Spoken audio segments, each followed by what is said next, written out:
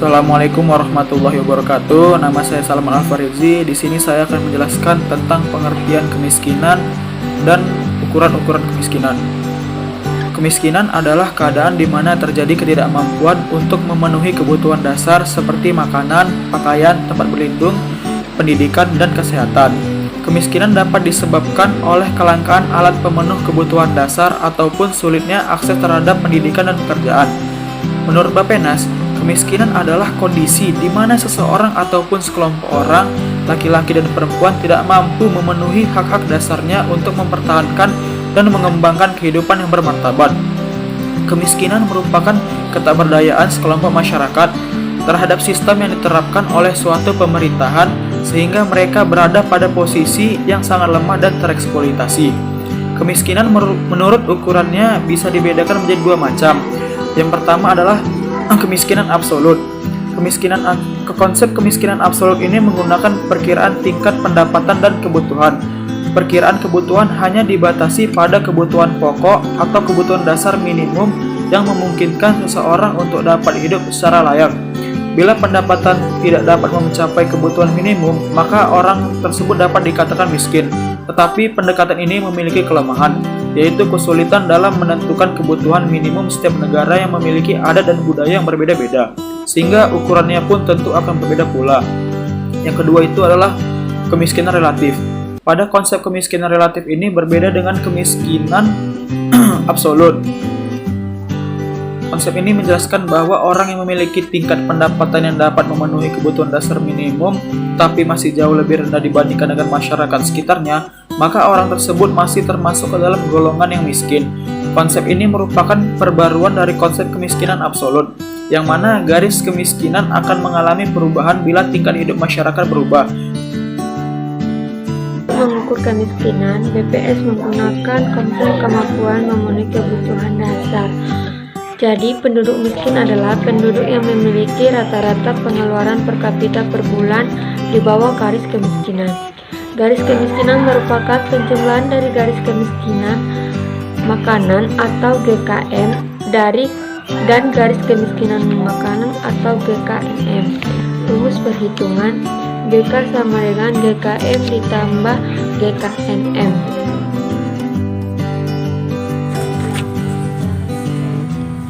Saya Rizka Putri Ramadhani ingin menjelaskan tentang strategi pengentasan kemiskinan. Strategi pengentasan kemiskinan dilaksanakan oleh pemerintah terbagi menjadi dua. Pertama, melindungi keluarga dan kelompok masyarakat yang mengalami kemiskinan sementara. Dan kedua, membantu masyarakat yang mengalami kemiskinan kronis dengan memberdayakan dan mencegah terjadinya kemiskinan baru. Strategi tersebut selanjutnya dituangkan dalam 3 program yang langsung diarahkan pada penduduk miskin, yaitu 1. Penyediaan bahan pokok, 2. Pengembangan sistem jaminan sosial, 3. Pengembangan budaya usaha. Sekianlah penjelasan dari saya. Konsep dasar distribusi pendapatan. Distribusi memiliki makna penyaluran pendapatan melalui penyelesaian pekerjaan dalam pengadaan barang, jasa, dan bidang niaga. Tujuan distribusi pendapatan: 1. Meningkatkan taraf hidup masyarakat menjadi lebih baik. 2. Memberikan hak dan keadilan bagi setiap warga negara. 3. Menumbuhkan rasa solidaritas dan sosial yang tinggi antara lapisan masyarakat. Faktor yang mempengaruhi distribusi pendapatan: 1. Pemerataan pembangunan di setiap wilayah juga berdampak pada distribusi. Kedua, pertumbuhan penduduk juga ikut berpengaruh karena semakin tinggi pertumbuhan penduduk, maka semakin tinggi pendapatan. Ketiga, nilai tukar mata uang mempengaruhi distribusi atas penyelesaian pekerjaan. Keempat, investasi juga bagian dari pendapatan. Sekianlah penjelasan dari saya.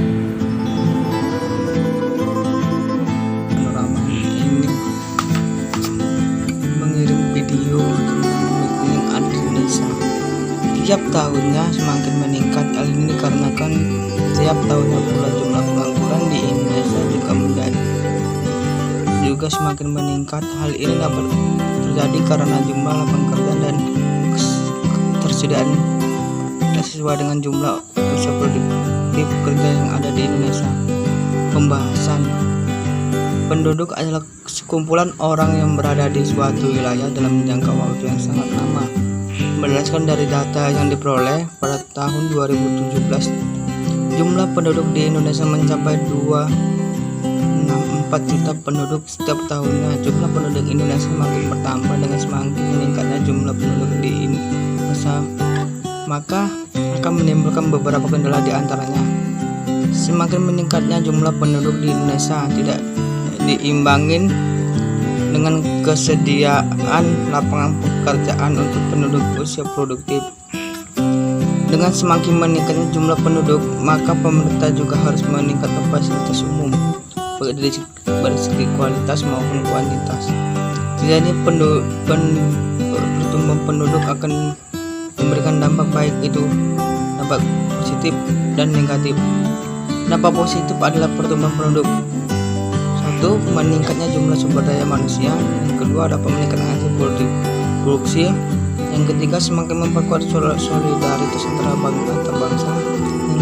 Yang keempat, semakin banyaknya wirausaha muda di Indonesia.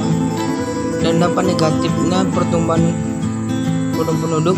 Yang pertama, meningkatnya angka kriminalitas di Indonesia. Yang kedua, meningkatnya jumlah pengangguran di Indonesia, maka semakin meningkat pula angka kemiskinan di Indonesia.